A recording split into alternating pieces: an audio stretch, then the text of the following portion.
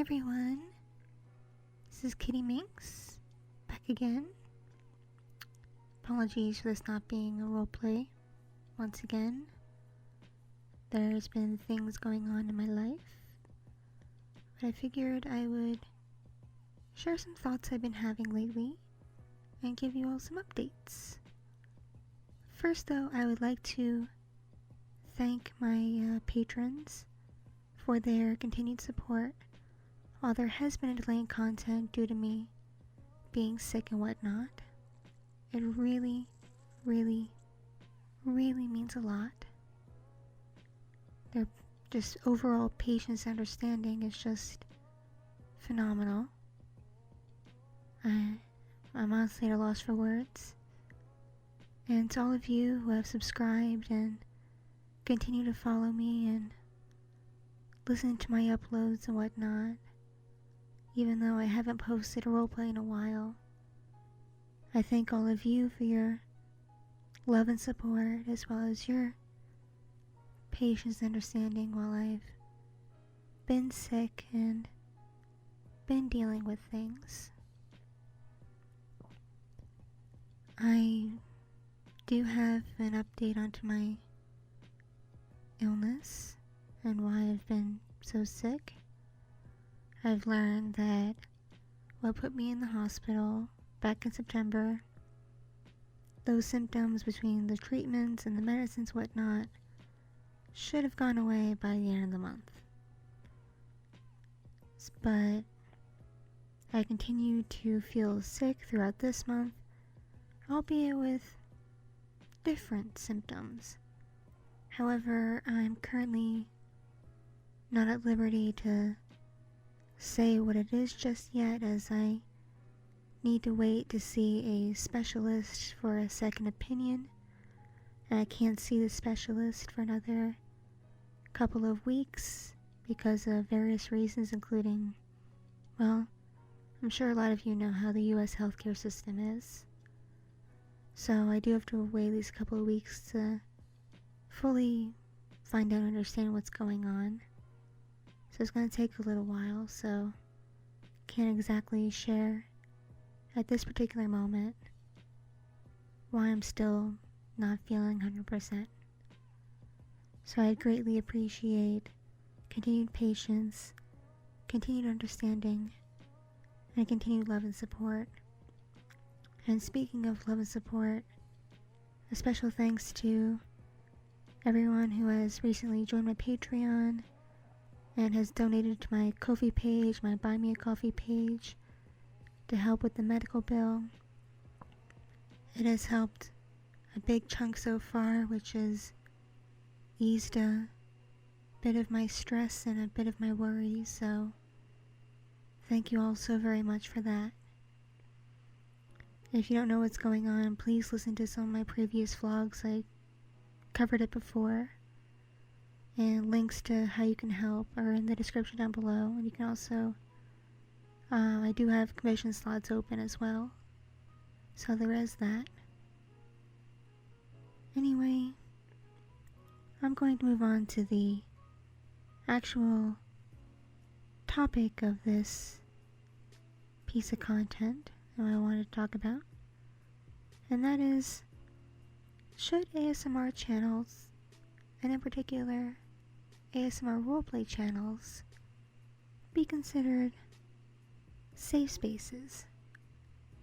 And by safe spaces, I mean, should they be places on the internet where you can go and not expect to find content that could possibly shock or offend you in any way, as well as overall be a welcoming, warm, inviting, friendly, and inclusive space. A space where anyone and everyone can feel, well, comfortable and safe, with an emphasis on not finding content that can be deemed shocking or offensive. However, what's shocking and what's offensive is entirely subjective. I mean, lewd role plays could be perceived by some as being offensive to them or even shocking, while to others it's normal and enjoyable. The yandere trope could be considered by some people as glorifying obsessive stalker behaviors, and that could be considered offensive and shocking to some. Of course, we all know to not idolize the yandere trope or actually want that in real life because of how dangerous it is. We all know that. We're all rational people here. But to some, that trope could be considered shocking and offensive. Or how about the role plays that have a twist ending where you, the listener, you wind up hurt or killed at the end of the role play? That could shock or offend someone. Or about the role plays where the character you're interacting with at the last second reveals that they're an entirely different gender than what they perceive themselves as in the beginning. Just a quick, oh, by the way, I'm this. The end. That twist could shock and offend people from all over the place on multiple levels. Those are just some examples I could come up with off the top of my head. So my question is, should ASMR channels, and in particular roleplay channels, be safe spaces where people can go and not expect to find content that could be upsetting or shocking or offensive to them, that makes them feel warm and welcome and included? Because after all, the whole purpose of ASMR in general is to invoke feelings of peace and relaxation, as not all ASMR elicits the specific tingles, but it should overall help you decompress and relax and enter a more peaceful state of being, whether it's for meditation or studying or falling asleep. So is it possible to do that if the content that you are listening to upsets you, shocks you, offends you? Because again, what's considered upsetting, shocking, offensive is wholly subjective.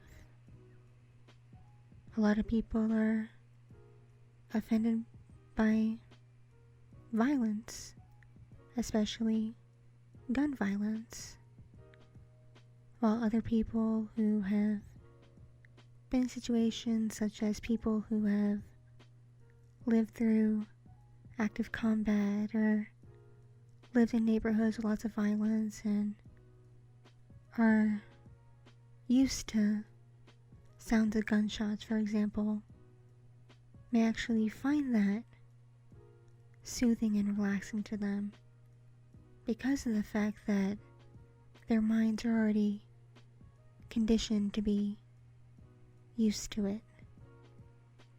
So it isn't something that startles or upsets them. It's actually comforting to them in a way. Because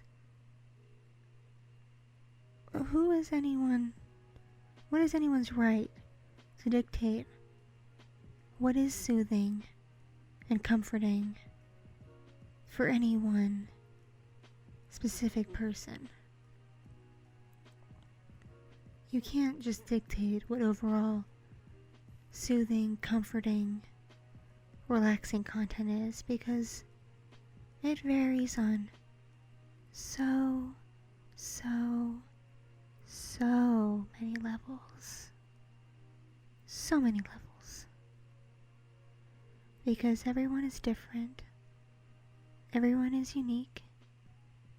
Everyone comes from a different walk of life with different life experiences and backgrounds. And different things comfort and soothe different people. So while one person might be creeped out by a yandere character, another person might be comforted that there is a character so obsessed with them that they're willing to, well, kill for them. Or while there's a person who might be upset by a lose scenario, another person might be comforted by that because it gives them a certain feeling of intimacy that they may not experience in their everyday life. You know, it all varies on so many levels. And even the twist endings, some people might like that because it excites them in some way, or they just don't mind that. It's minor to them. Of course, other people might be like, no, I want everything to be nice and clean and relaxing all the way through. That's why I personally object to monetized ASMR channels that have mid-roll and the video ads, because that is incredibly disruptive to the relaxing experience of ASMR. That's just my opinion, though. Of course, if you're monetized, you gotta make your bread, but really, mid-roll and a video ads for content that's supposed to help people relax and even sleep, especially since some of the ads can be suddenly loud and startling. Yeah, just no. Just no. So, I pass the question off to you all. Do you think that ASMR channels should be safe spaces where people feel included, warm, welcome, invited, embraced, and not expect to find content that might upset, shock, or offend them? Or should ASMR channels be open free-for-alls where, yes, sometimes you might find content that might make you uncomfortable, or might shock you, or offend you? Because again, like I said before, at its core, ASMR is supposed to be a soothing, relaxing experience. And is that possible to achieve with content that could be upsetting? I pass the question off to you. Let me know your thoughts in the comments down below. I'm eager to know what you all think. Another thought I've been having has been around content on YouTube that masquerades itself as something else.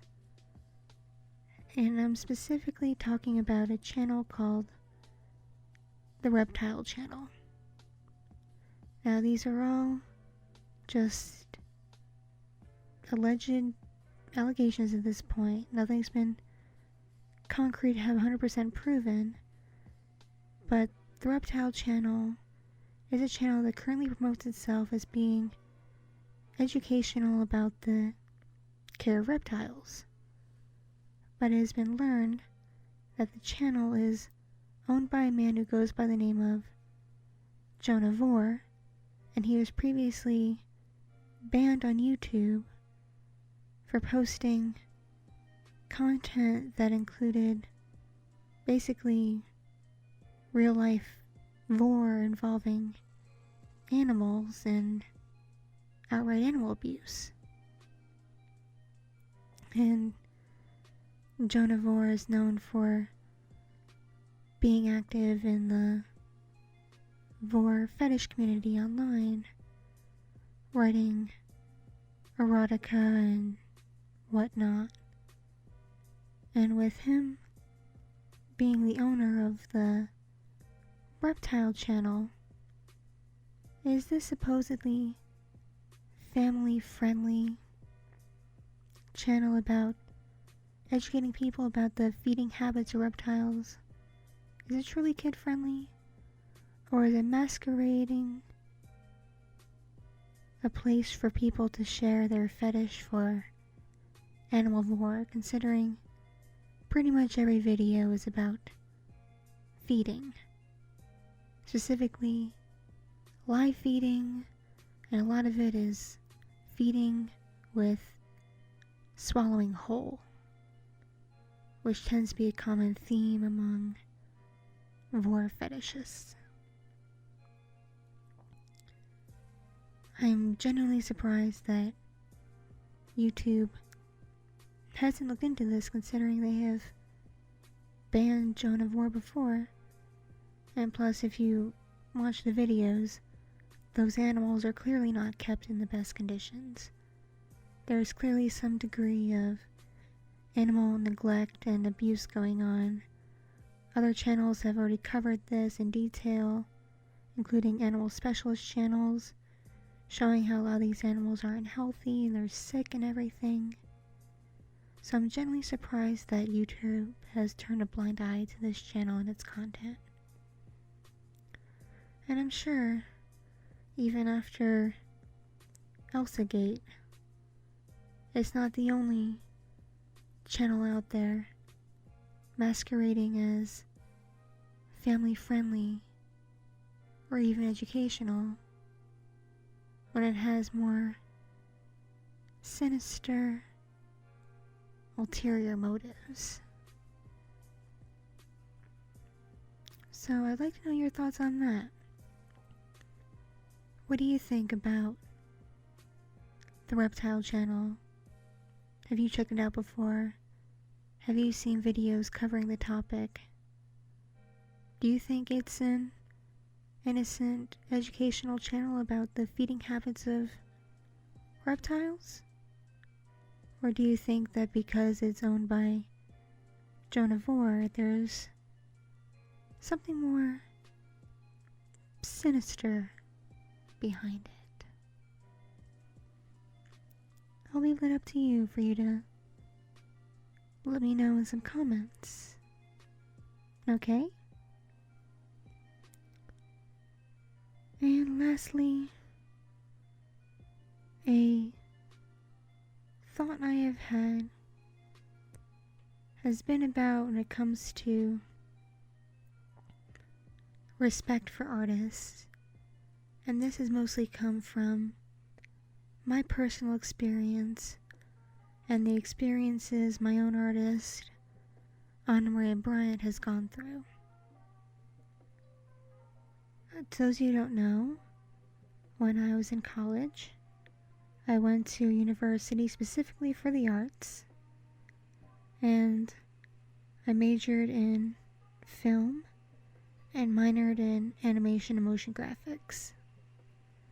So there was a fair amount of art involved in my college studies. And I used to be a relatively decent artist. I could draw, I could sculpt, I could paint, I had an eye for photography, an eye for videography, could do graphic design, all that stuff. But my school kind of drilled it into our heads to not post our artwork online, and if we do, to watermark the heck out of it, because anyone out there could steal it and use it for profit, whether it's just a few small-time people with another website or a big-name company that wants to sell your art on t-shirts and posters, or use a concept you came up with for a big Hollywood TV show or movie. So they're really pushy about keeping things to yourself and to within the school, and not sharing it online unless you go through all the hoops to protect it as much as possible. So unfortunately, while I did do a lot of art in that time, a lot of it never made it online because I had that fear drilled into me that if I did share my stuff in a public space, it would be stolen for someone else's profit.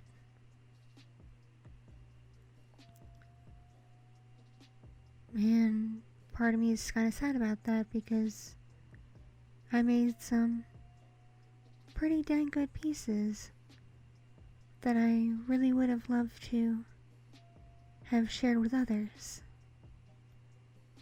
But a lot of those pieces are now lost to the sands of time, unfortunately. But that's nothing compared to the experiences of my friend and artist, Anna Maria Bryant, who has had her artwork stolen and posted on other websites without credit, put up on random merchandise sites without credit, and definitely without any money going to her. It's appeared in like video slideshows without credit. It's appeared on other artists' galleries of people claiming it's theirs. It's been all over the place.